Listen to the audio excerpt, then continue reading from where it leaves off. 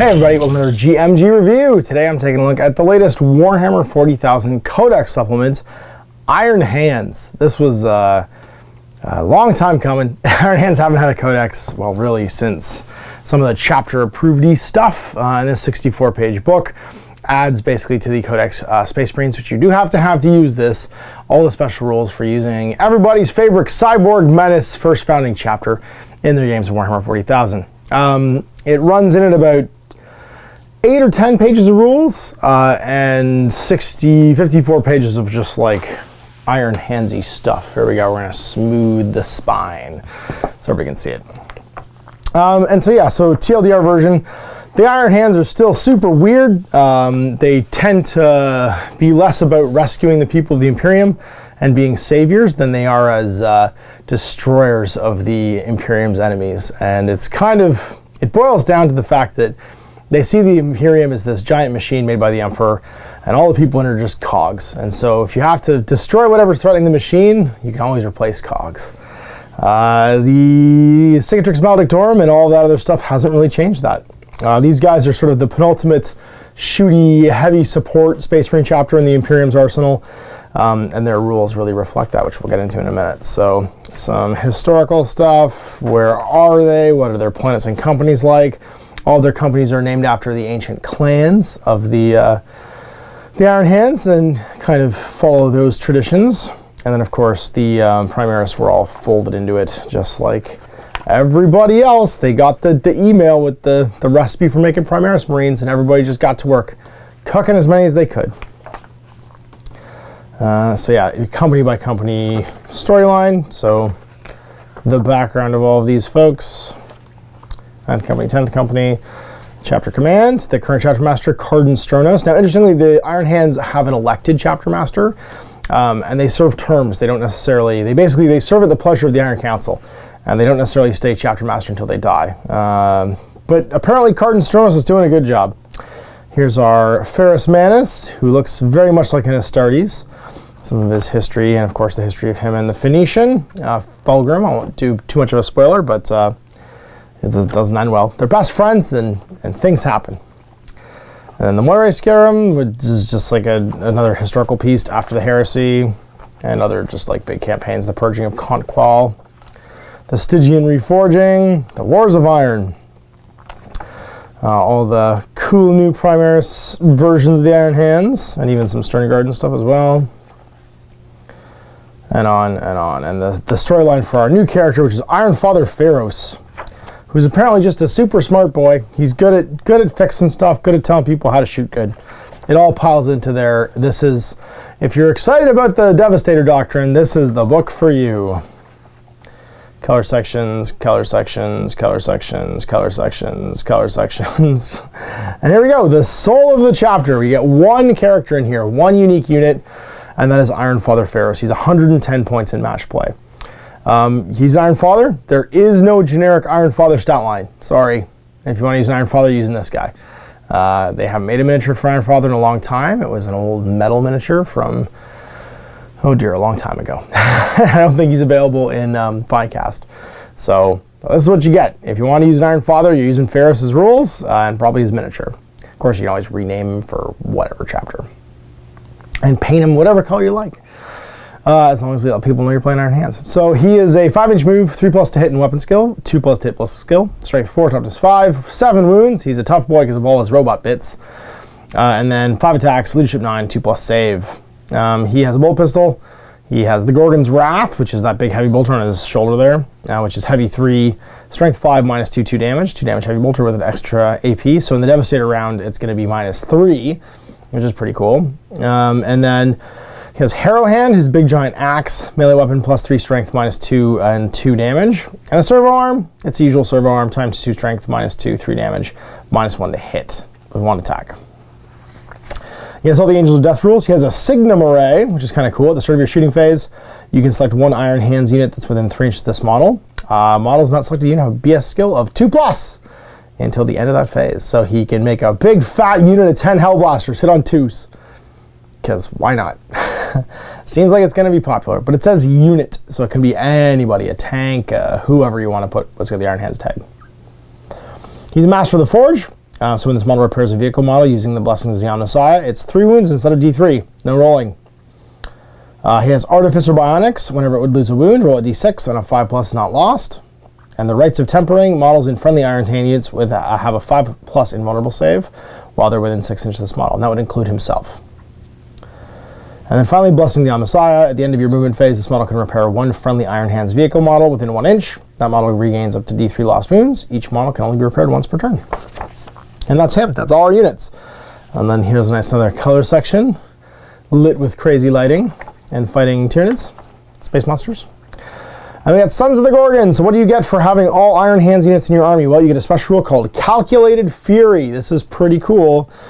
While the Devastator Doctrine is active, models in this with this ability do not suffer the penalty for moving and firing heavy weapons. In addition, while the Devastator Doctrine is active, when resolving an attack made with a heavy weapon by a model with this ability, reroll hit rolls of 1. So, yeah. Rerolling 1s to hit with your whole army, and no move and fire penalty for heavy weapons on round 1 with the Devastator Doctrine. That's pretty good. All the successor rules, these are the same as in the previous books. And then Warlord traits. Adept of the Omnissiah. At the end of your movement phase, the Warlord can repair 1 friendly Iron Hands vehicle model within 1 inch of them. They get a wound back. Each model can only be repaired once per turn. If the Warlord is a Tech Marine, they get D3+1 instead of D3. So, additional ways of taking repairs as a trait. And then Will of Iron, you can get a Dispel. So Deny the Witch, rather. And if you're a Librarian, you get an extra one. All Flesh is weak. When you would lose a wound on a 5+, don't lose it. 5+ wound shrug. Student of History. This one's neat. When this Warlord consolidates, they can move up to 6 inches instead of 3, and they do not have to end this move closer to the nearest enemy model. So when you consolidate, you could pile backwards. You could pile any direction you want. You can leave combat, it looks like. You can just pile in, consolidate 6 inches anywhere. And this is the Warlord trait that Ironfather Fearos has. Basically, you're a student of history, you know when to fight and when to run away. Number 5, Merciless Logic. When resolving an attack made by this Warlord on an unmodified hit roll of 6, you make an additional attack, which doesn't further generate attacks.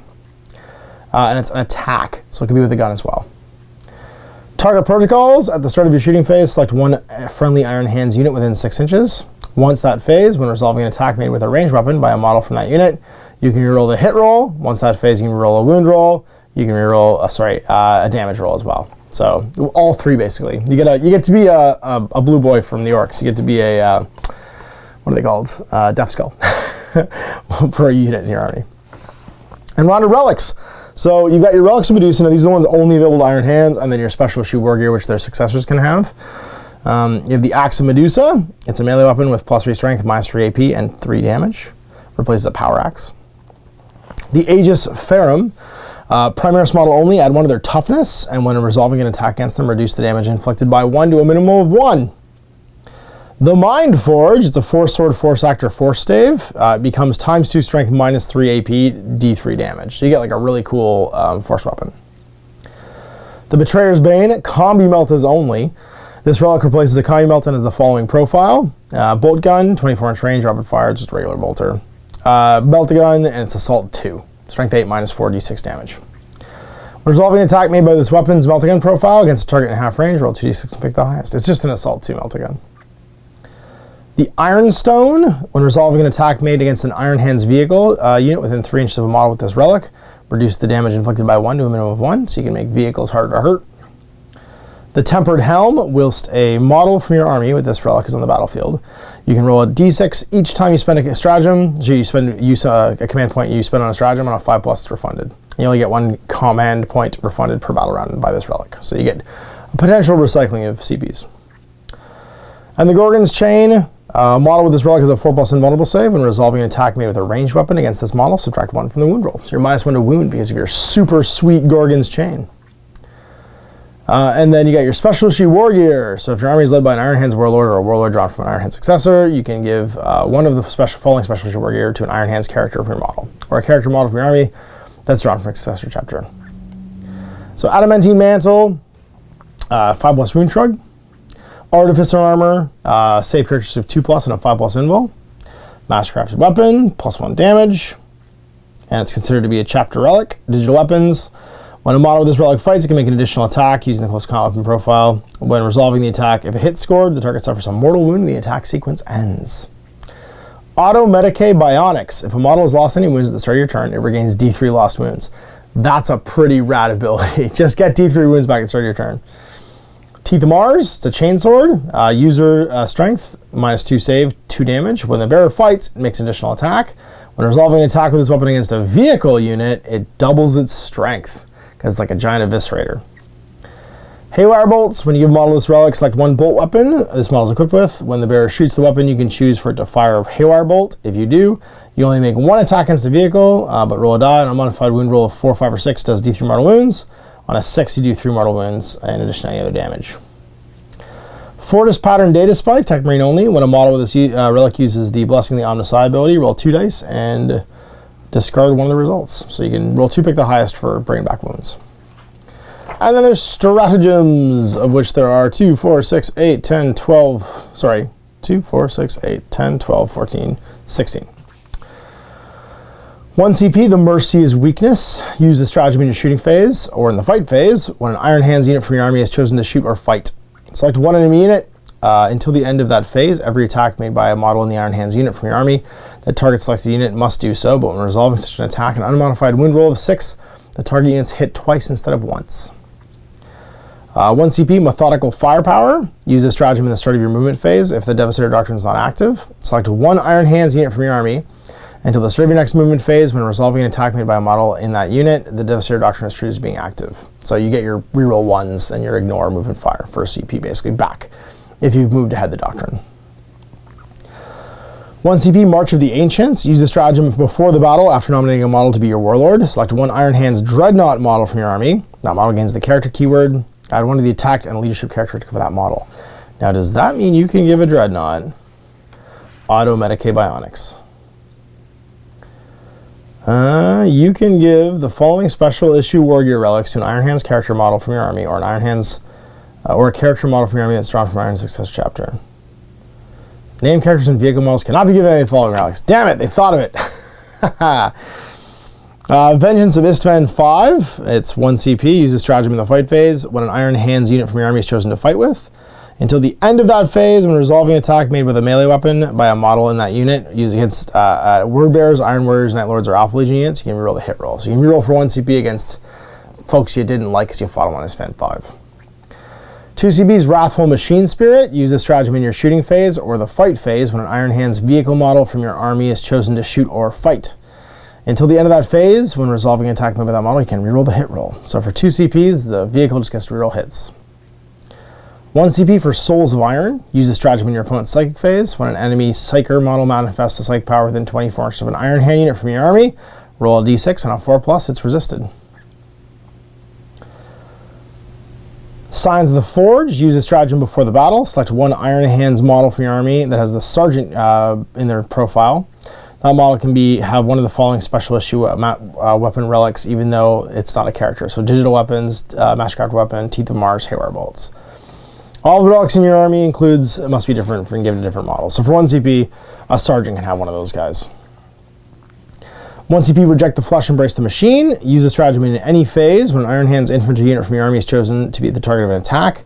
Until the end of that phase, when a model in that unit would lose a wound, roll a d6, adding 1 to the result if that model has the All Flesh's Weakness Warlord trait. On a 5+, it's not lost. Because you're just too much robot. You're too Darth Vader. Engine Purge. Use the stratagem at the start of your movement phase. If the Devastator Doctrine is active until the start of your next battle round, when resolving an attack made with a heavier grenade weapon by an Iron Hands model in your army, on an unmodified, until the start of your next battle round, when resolving an attack made with a heavier grenade weapon by an Iron Hands model in your army, on an unmodified wound roll of 6, add one additional 1 to the arm penetration characteristic of that weapon for that attack. You only use a stratagem once per battle. So you can make yourself extra APE basically for 2 CPs. The Gorgon's Rage for 1 CP. Use the stratagem in the fight phase when an Iron Hands unit from your army is chosen to fight. Until the end of that phase, when resolving an attack made with a melee weapon by a model in that unit, add 1 to the hit roll. In addition, until the end of that phase, when resolving an attack made with a melee weapon by a model in that unit against an Emperor's Children unit, add 1 to the wound roll. Because you hate them because they killed your dad. 1 CP, Cogitated Martyrdom. These names. Use the stratagem at the start of the shooting phase. Select one Iron Hands infantry unit from your army until the end of that phase, when a friendly Iron Hands character model within 3 inches of that unit would lose any wounds as a result of an attack made against that model. That unit can attempt to intercept the attack. Roll 1d6. On a 2+, that model does not lose the wounds, and that unit suffers a mortal wound for each of the wounds. Only 1 attempt can be made to intercept each attack.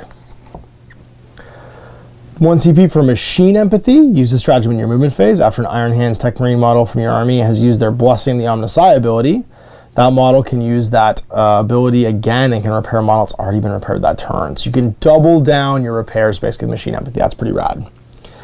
Paragon of Iron. 1 CP. Use this stratagem before the battle. After nominating an Iron Hands character model that's not named character to be your Warlord, you can generate 1 additional Warlord trait for them. This must be the Iron Hands Warlord traits table. All the Warlord traits in your army includes must be different. You can only use this stratagem once per battle. So somebody else gets a trait, basically. 1 CP for Optimal Repulsion Doctrines. Use this stratagem in your opponent's charge phase. When an Iron Hands unit from your army fires Overwatch, until the end of that phase, when resolving an Overwatch attack made by a model in that unit, a hit roll of 5 or 6 scores a hit. If the unit also has the Flesh's Weak Chapter Tactic, when resolving an Overwatch attack made by a model in that unit, a hit roll of 4 to 6 scores a hit instead. 2 CBs for Mnemonic Auto Savant. Use this stratagem at the end of a turn after achieving a tactical objective. If an Iron Hands Warlord from your army is on the battlefield, do not discard the tactical objective at the start of the next turn. It's once again inactive. You can only use a stratagem if the mission you're playing uses tactical objectives. 1 CB for Bequeathed by the Iron Council. Use a stratagem after nominating a model drawn from an Iron Hand Successor chapter to be your Warlord. You can give one of the relics and induce it to them, so you basically buy an actual Iron Hands relic. And then we got the Technomancy discipline. So we got Blessings of the Machine God.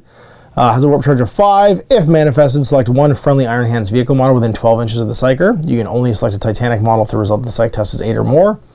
Until the start of the Psychic phase, when resolving an attack made by that model, add 1 to the hit roll. So +1 to hit for a vehicle. On an 8+, it can be Titanic. Number 2, Objuration Mechanicum. Objuration Mechanicum. Jesus. Objuration Mechanicum has a warp charge of 7. If manifested, select 1 enemy unit within 18 inches invisible to the Psyker until the start of the next Psychic phase. When resolving an attack made with a ranged weapon by a model in that unit, on an unmodified hit roll of 1, that unit suffers 1 mortal wound after resolving that attack. You make them bad at shooting, or bad at fighting. Fury of Medusa. Fury of Medusa has a warp charge of 6. If manifested, select 1 enemy model within 18 inches and visible to the Psyker. Draw the shortest possible imaginary line 1 millimeter wide between the Psyker's base and the model's base. Roll 1d6 for the selected model's unit and each enemy unit that the line passes across, adding 2 if they're a vehicle. On a 4/5, they take a mortal wound. On a 6+, they take D3 mortal wounds, because you make it bad to be a machine. Number 4, Steel Armor. Has a warp charge of 6. If manifested, select 1 friendly Iron Hands unit within 12 inches of the Psyker.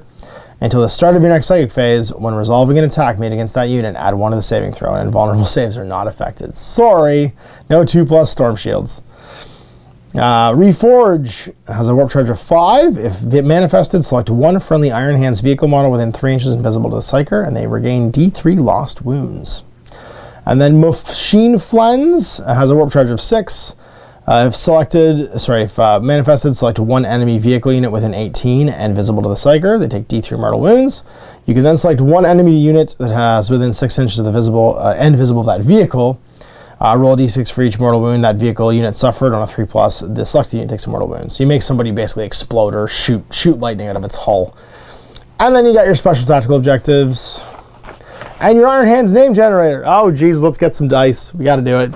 It's important. We can't not generate the Iron Hands names. This is the thing now. I like that there's name generators.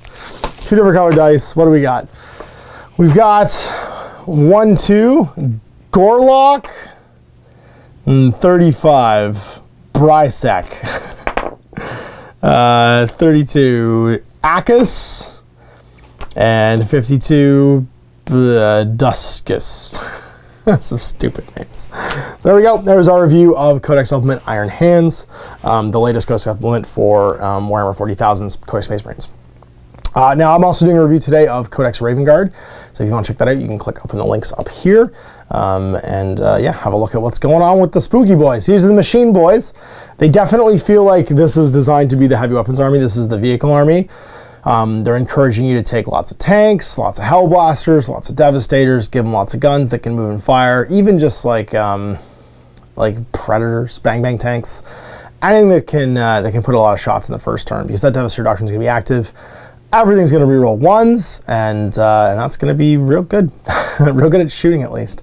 And you have an ability, of course, with the CP to go back as well. Character models are pretty cool. Having a regenerating character is actually no joke. And your Forge Father, that special character, can obviously juice up a unit to shoot really well, hitting on 2s. 10 Hellblasters, overcharging on 2s, rerolling 1s with their heavy weapons on turn 1 is that's pretty legit. So anyway, good luck with your shooting and static gunline armies. This seems like the Codex for you, if that's your jam. So we'll see you in the next review for Codex Supplement Raven Guard. Talk to Mash. Have wargaming.